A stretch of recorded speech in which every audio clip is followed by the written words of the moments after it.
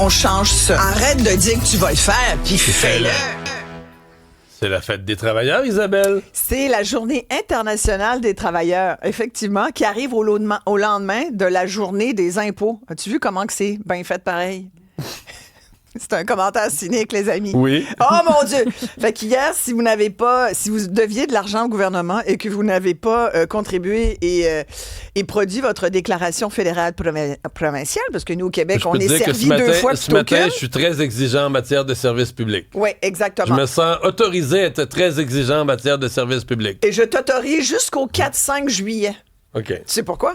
Non. Parce que jusqu'à cette date-là... On travaille pour le gouvernement. On travaille pour le gouvernement jusqu'à cette date-là. Alors, Journée internationale des travailleurs, c'est des droits des travailleurs, en fait, parce que, puis on le voit un peu partout dans le monde, il y a des manifestations ici et là où on se dit finalement, c'est tranquille chez nous comparativement à ce qui se passe ailleurs, pour montrer à quel point, puis je pense que tu avais Annie tout à l'heure RH là, qui te racontait que finalement comme dit Pauline Marois, quand on se compare, on se console. C'est quand tu regardes les droits des travailleurs dans certains pays, tu te dis ouf, OK, mais nous au Québec, on a quand même des avancées importantes. Il y en a une entre autres pour les travailleurs, il y a quelques 200 000 travailleurs québécois qui sont encore au salaire minimum, ça a déjà été plus, ça a déjà été moins.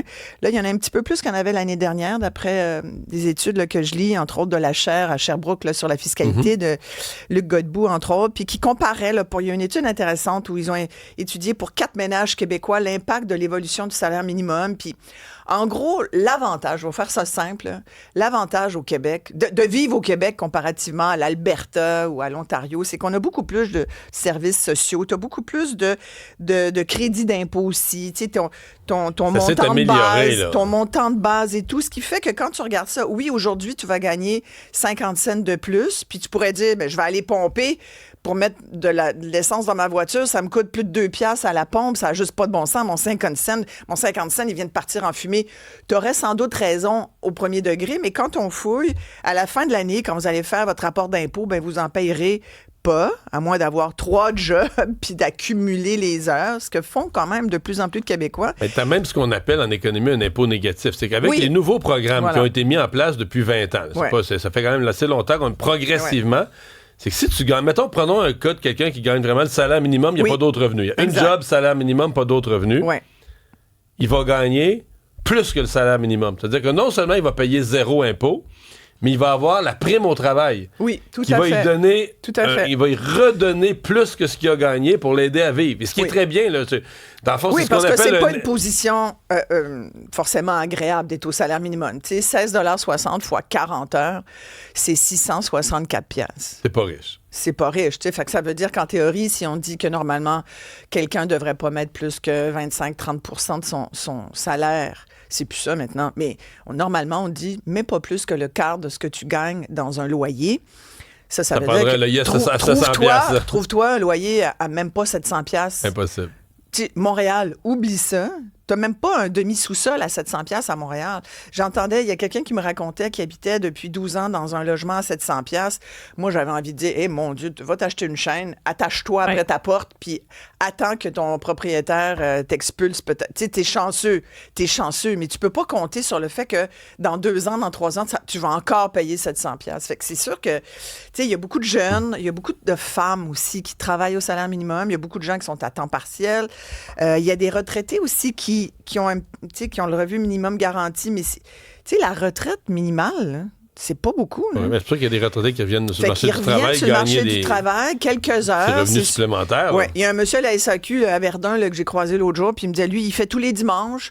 Il me dit, ça me désennuie, puis en même temps, ça me met du beurre sur les épinards. Fait que c'est, voilà. T'as entendu notre discussion sur la semaine de 4 jours?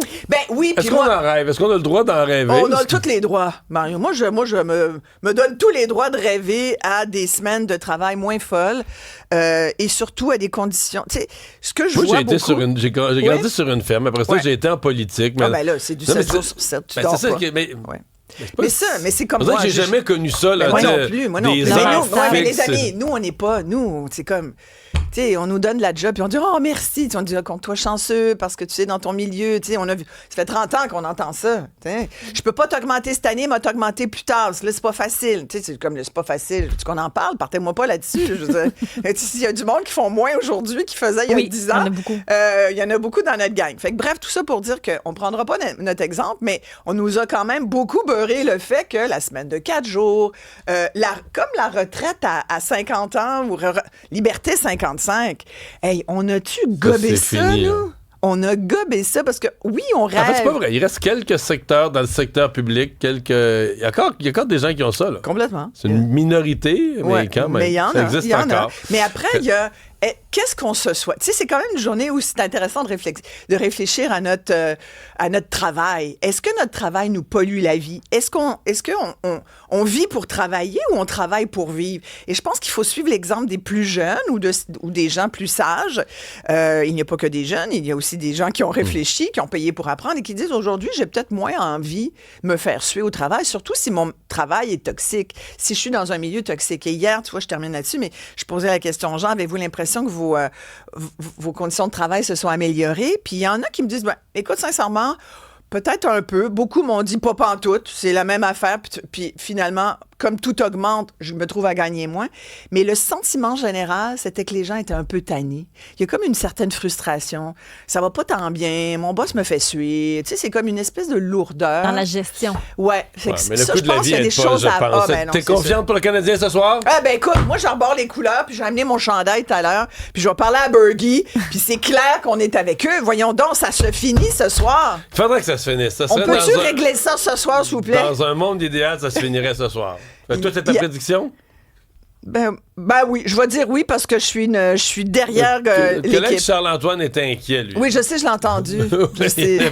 Au pire, on les sort la prochaine. Tu sais, ça nous fera une autre game de plus. Qui pourrait aller Toi, t'en penses quoi?